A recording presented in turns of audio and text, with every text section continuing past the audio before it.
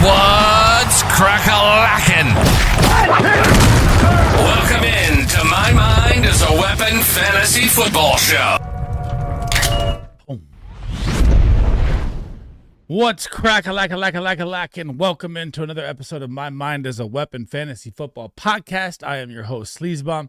Last episode of the day here, we're going to dive into tight ends, start-ems, sit-ems, game high implied point totals, points allowed per the tight end, touchdowns allowed, defensive ranks versus position, everything you need here for tight ends. And remember, guys, 4 teams are on a bye. So you're going to have the Falcons, Kyle Pitts down. You're going to have the Bears, Cole Kmet, Colson Loveland. He's been hurt either way, down as well.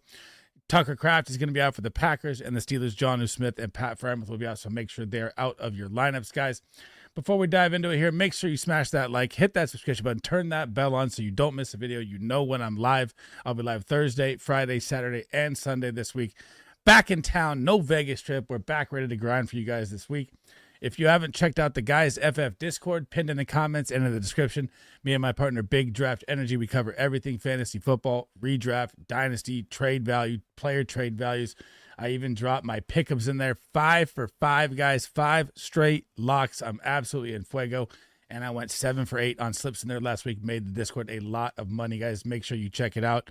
We are on a heater. Also, my rankings will be dropping tomorrow. I'm going to try to get out quarterback, running back, wide receiver, tight end, defense, and kickers, all of that. It's been a slow start. Again, we got in town last night from Vegas very late. Been a hell of a week already, but we're going to grind it out for you guys to get everything out Thursday, and then I'll do sleepers, and I'll also look into smash starts as well, and all the live shows will start, and we'll be rocking and rolling, ready to go into week 5 here. So if you guys have any questions as well, drop them in the comments. It's not to pertain to this video. I try to answer every single one of them to help you guys thrive. That is one of my goals.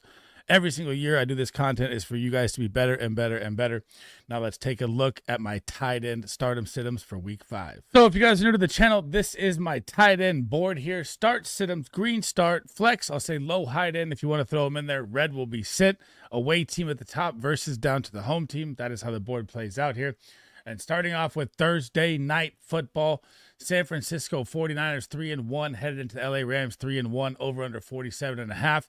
George Kittle still on IR, will be a buy low candidate right now. If you can, go get him now. He will be back next week, and the 49ers receiving core is in absolute shambles. I am not going to throw Tunges or Will Ferrell up there. They're both splitting snaps. Unless you're in like a 32-man deep league, maybe take a shot at one of those, but I would never recommend them in a single 12, 14, 16-man redraft league. You're going up against the LA Rams. I'm going to put the Rams defense up because this is one of their weak spots is the tight end, but I'm still not starting these guys. They rank 18th, giving up 12.7. They've given up 197 yards and 1 touchdown. It's Kittle for me or bust with the 49ers. I'm not starting any of these other guys. On to the Rams side, Tyler Higbee gets banged up. Terrence Ferguson inactive. Dude, when you're looking at this Rams offense, it is 71% snap share to who? Legitimately Devontae Adams and Puka Nacua. You might get a couple splashes of Whittington here and there. None of it is great. You're going up against the Niners defense with Fred Warner. They rank 25th, giving up 15.1, 182 yards and 3 touchdowns. That's unheard of for the Niner defense against the tight end position. But still, when it's the Rams, it's Devontae Adams and Puka Nacua or nothing. Across the way to England, we go the 2-2 Vikings, possibly Carson Wentz, possibly J.J. McCarthy. We don't know yet, but I'm expecting them to leave Carson Wentz in there because they're going up against the Cleveland Browns defense, and it is nasty at getting after the quarterback. Now, in this game, TJ Hawkinson, still going to put him out as a start. You got 4 tight ends on a bye, a couple good ones that are startable, so your options are probably limited. I know he hasn't been the TJ Hawkinson of old, but he's going to get in the group. It's still a tough matchup versus the Cleveland Browns, ranking 8th. They give up 9.6, 122 yards and 2 touchdowns there. So the touchdown equity is, ranked 2nd. So it's very high chance for a touchdown here. When you got to worry about Justin Jefferson, Jordan Addison, it should be a TJ Hawkinson game across the middle. So I'm still throwing him out there as a start, although it's been kind of a slow start for TJ Hawkinson, but he's a superstar tight end. I'm not giving up yet.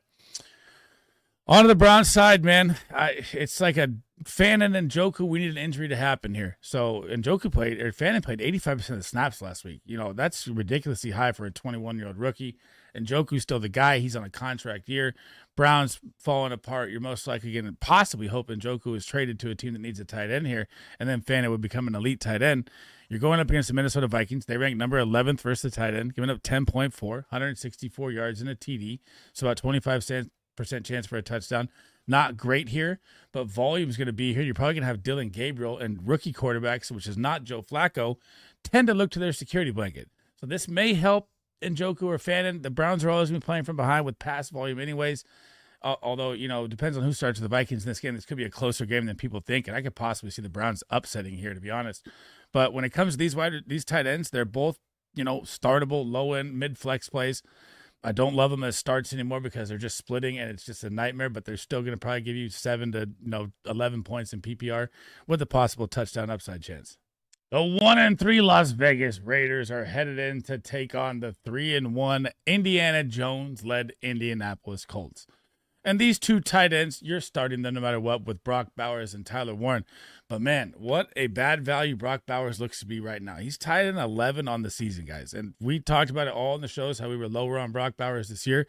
It's coming to fruition. Geno Smith never has been a tight end guy, although Brock Bowers is a tight end that lines up all over the place. So he's, a hybrid talent of all talents. But you're still starting him regardless. So when you look at the matchup versus the Indianapolis Colts, they rank 14th versus the tight end, giving up 11.1, 177 yards and a touchdown. They've been a decent defense versus the tight end. Still, Brock Bowers, I'm throwing him out there. And Mayer, we don't know if he's going to be back out there or not. He should honestly be traded at this point. On the Colts side, Tyler Warren, man, you saw him rush a touchdown in. This guy is versatile. He even played quarterback in high school. You're never sitting Tyler Warren regardless. I don't care about the matchup. It's like an elite tight end. He's already in there already as a rookie, and he should have been drafted by the Bears at number 10. I don't know what the hell they were doing with Colston Loveland, but I don't run the teams, to each his own. So when you're looking at the Raider D versus the tight end position right now, and you got to remember that he's not, same kind of thing here. These guys line up everywhere, in line, out line, Z back. They motion them everywhere. They're not really tight ends, but they're considered tight ends. So the Raiders are number 5 versus the tight end, give it up 7.1. Very, very good. 22 receptions, or 12 receptions, 167 yards. 0 touchdowns the Raiders have allowed to a tight end. And Tyler Warren just got his first one last week. I'm never sitting either one of these guys, even in a bad matchup. The over-under is 47.5. Indy's favored by 6.5. I think the Colts smash, and I'm starting Tyler Warren and Brock Bowers in this game. The 1-3 Jackson Dart-led New York Giants are headed into the New Orleans Saints that are 0-4, and we might have a little monkey wrench here in this game. So upside here, and I'll give you a little dynasty tip here as well. Throw like a late third or early fourth out at Theo Johnson right now, because you just had Malik Neighbors go down. You just saw Jackson Dart give him his first touchdown. His volume went way up. I think five targets in the game. That's higher than he's ever had. That's what you want to see. You get the New Orleans Saints defense here. The New Orleans Saints defense, we know they're terrible across the board. Versus the tight end, they rank 17th, giving up 12.4. They've given up 18 receptions for 198 yards and 2 touchdowns. That's tied for second worst in touchdowns. That's how bad the Saints defense is all around. They can't stop anything. So Theo Johnson, if you need, like you have a bye week or he's available on the wire to throw out there for a play, I like it as a low-end throw-in because Malik Neighbors is gone. You're going to get a little more target boost across the middle, and rookie quarterbacks, like I just said, like a security blanket. So the connection could grow with Jackson Dart, and he looked great. On to the Saints side. The monkey wrench is here. So Taysom Hill activated off the pup. Obviously, it's not the same coaching staff of old that used, Taysom Hill as the jack of all trades, running back, quarterback, wide receiver, tight end, everywhere. So I don't know how it's going to go in the Kellen Moore system. We don't know if he's going to be out there. He is a waiver wire darling that you should pick up just in case because he could boom for massive amounts of points in any game. You're going up against the Giants defense. They're dead middle of the pack, 15th versus the tight end, giving up 11.4 points, 169 yards and a touchdown. And I think this is going to be an Alvin Kamara Scatterbo game here on both sides, but not mad at a dart throw for either one of them with touchdown upside here between Theo Johnson and Juwan Johnson. So they're both decent plays to me still here in this game if you need to throw a tight end out there. Interesting. The 1-2-1 Dallas Cowboys, who just tied with the Green Bay Packers, an amazing game on Sunday Night Football, are headed into the 0-4 Jets.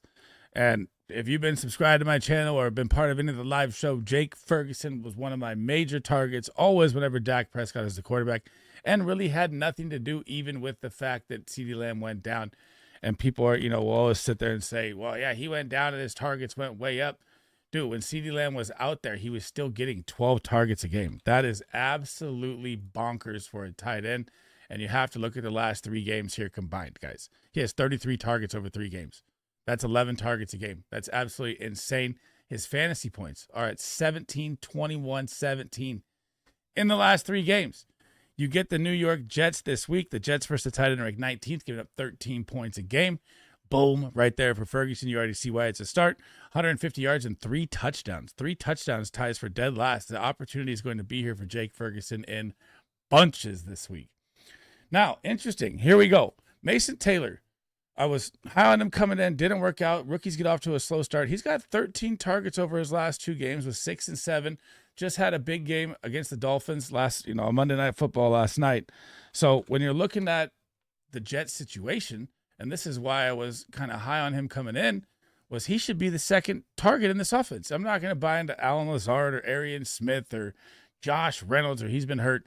This should be their second option. Should be Justin Fields' go-to guy. He just had 65 yards, 11.5 points, and you get the Dallas Cowboys, and we all know the Dallas Cowboys can't stop anything on defense.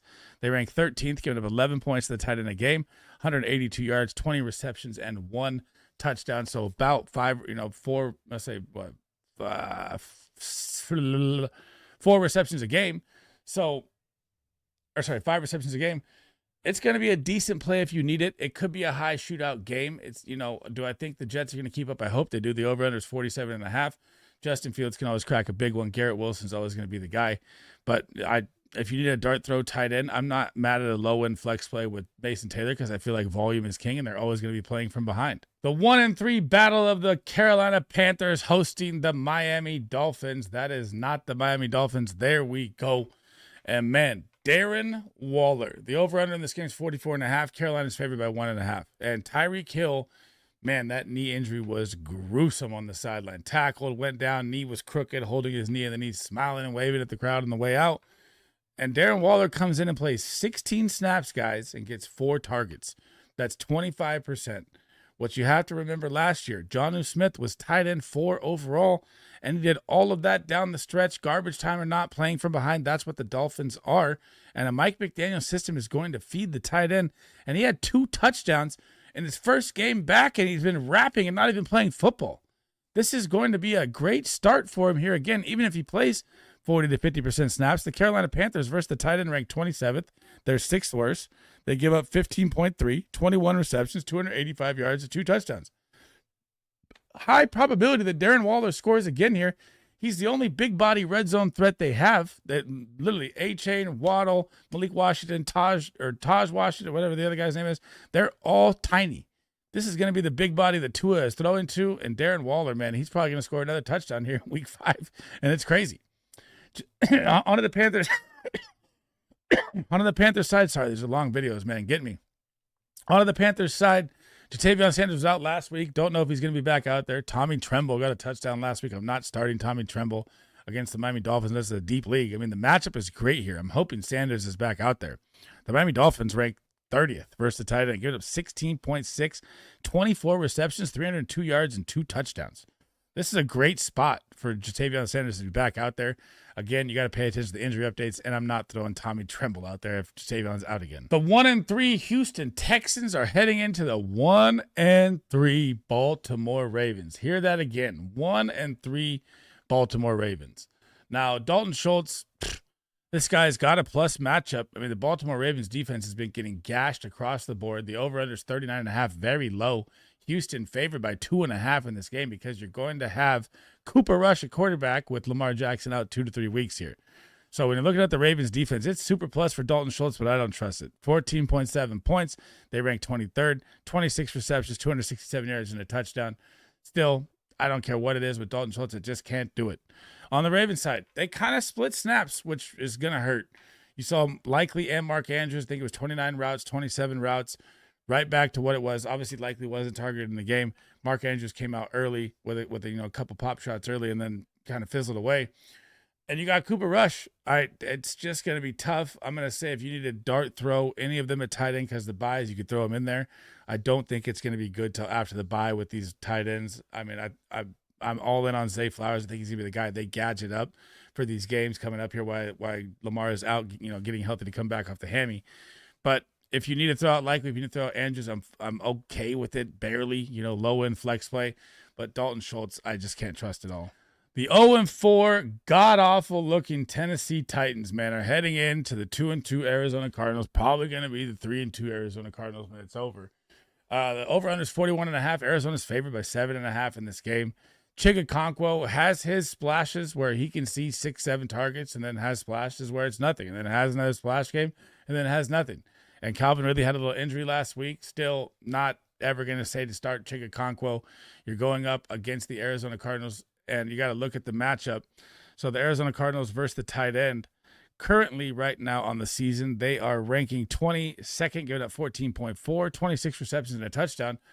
Looks like a good matchup, but I'm still not trusting Chigakonkwo in this offense. I know they turned over the play calling still. Maybe getting Tyjae Spears back gives them a little juice out the backfield. This is not looking good for the Tennessee Titans at all, and I feel really bad for Cam Ward because I don't think it's on him. On to the Cardinals side, you're starting Trey McBride every single week, regardless of the matchup. This guy looks so good last week. It was crazy. They just need to get him the ball more. That's flat out all there is to do with him. The Tennessee Titans ranked 9th versus the tight end, gave up 9.6, 18 receptions, 145 yards, and a touchdown just to the tight end position.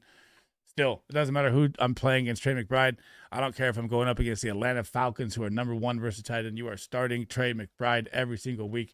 The T85 Terminator is him.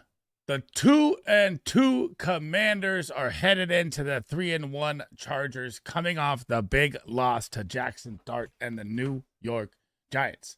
Now, the over-under in this game, 47.5, high implied point total. We're hoping JD5 is back out there. I haven't seen the updates if it's official or not, but I'm assuming he's playing this week after missing 2 weeks, and I hope that knee holds up.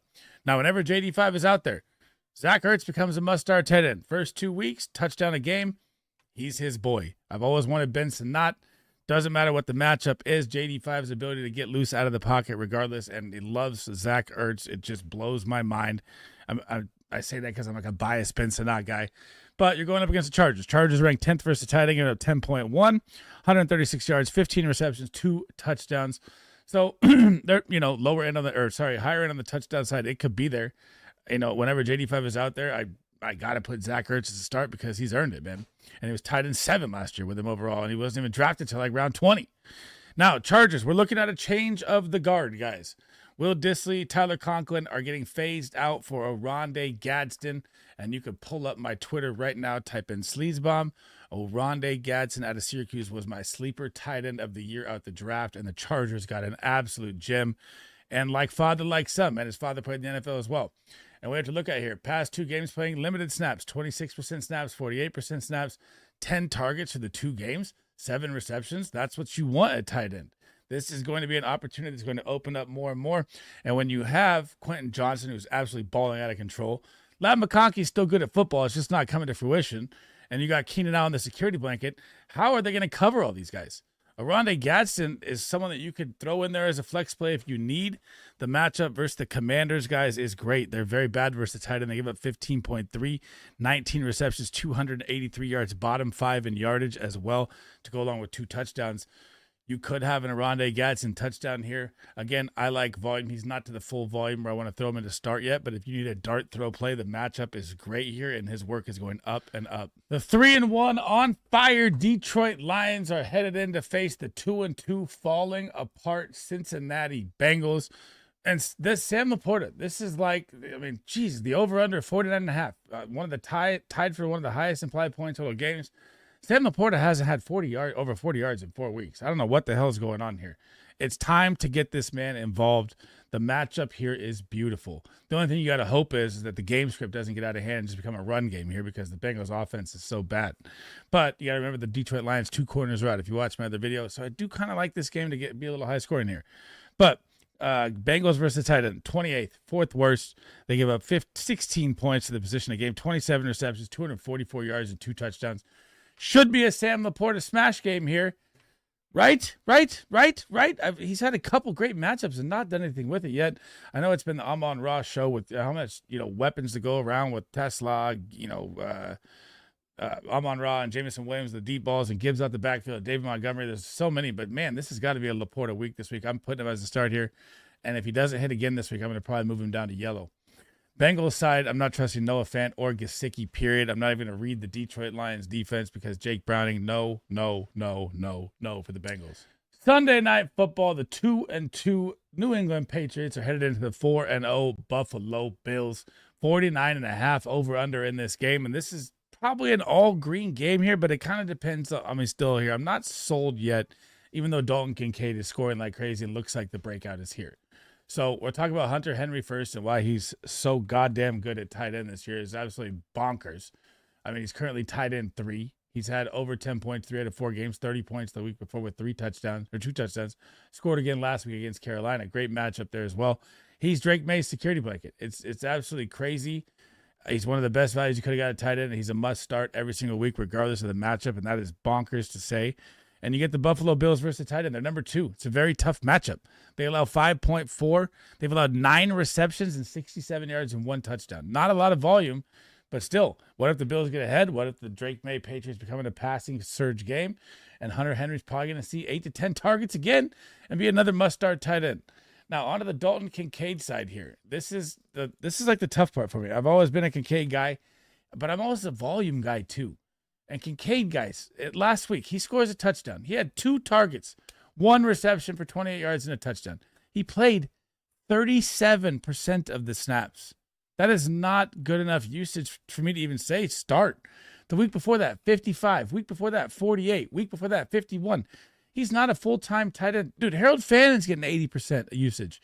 They got to get Kincaid out in the field more, but I guess 4-0 with the schedule of Joe Brady, what they got going, they don't need him out there. That's the worst part.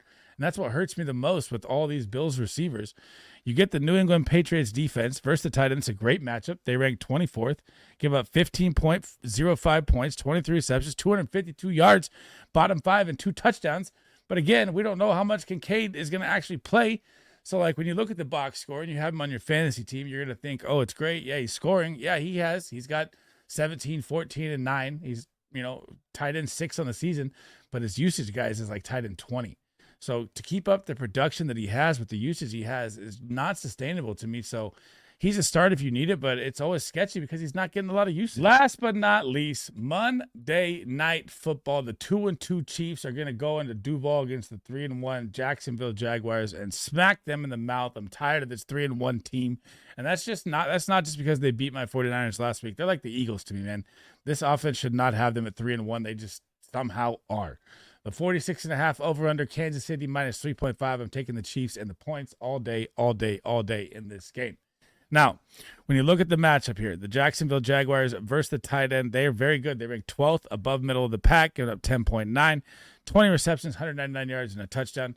And Travis Kelce really hasn't been Travis Kelce. That's something I was talking about at the beginning of the season. Like, I didn't know how much he'd be even engaged in football. He had the most points he has in the season is 12.7. He's never even had a 10-target game yet. And you had Xavier Worthy and Rashee Rice out. It's not the Travis Kelce of old. It's the minimal tight end 2-play Travis Kelce. I still like it as a start in this game because every Monday night he likes to light it up under the bright lights. The Swifties will be out there. Taylor will be screaming, and he's probably going to score a touchdown in this game. On to Brenton Strange here. This is Spagnuolo's strength of the Kansas City Chiefs defense is locking up the tight end. They allow 7 points per game, 15 receptions, 132 yards, 0 TDs in 4 games. I do not like Brenton Strange in this game. I do like Travis Kelce as a start here, even though, I'm just saying probably because of the bye weeks. He's a safe 8 to 10 point probably every single game, but he just hasn't looked like Travis Kelce, but I'm still starting him this week. Thanks for rocking with me today, guys. That is the end of the episode. That is my tight end, start-em, sit-em, every single matchup for week 5, guys. If you want to check out quarterback, running back, wide receivers, those are all out as well in the before videos, so you guys can see all those to help you guys moving into week 5 here. Before we head out, guys, tap that thumbs up. Helps me out a ton. Hit that subscription button. Turn that bell on. Again, tomorrow will be all my rankings. Smash starts and sleepers will be Thursday. Live show Thursday before the kickoff. Friday, draft day. Saturday, another live show. Sunday, start-em, sit-em show before, and then the Monday recap show. We're going to be live for everything you guys need. Get all the content out. If you guys haven't checked out the Guys FF Discord, make sure you do. It will be pinned in the comments, and it will be in the description of the video. And as always, I'm going to drop my pick'em ticket in there. Like I said, I am absolutely on fire. If you haven't signed up on drafters.com, make sure you use promo code SLEAZE. It will double your initial deposit up to $100. And that is it for me today, guys. Got all the start-em, sit-ems out. Got the waiver wire for you guys. I'll catch you guys tomorrow, man. Sleaze Bomb out. I am exhausted. Hope you guys enjoyed, man. Catch you in the next one.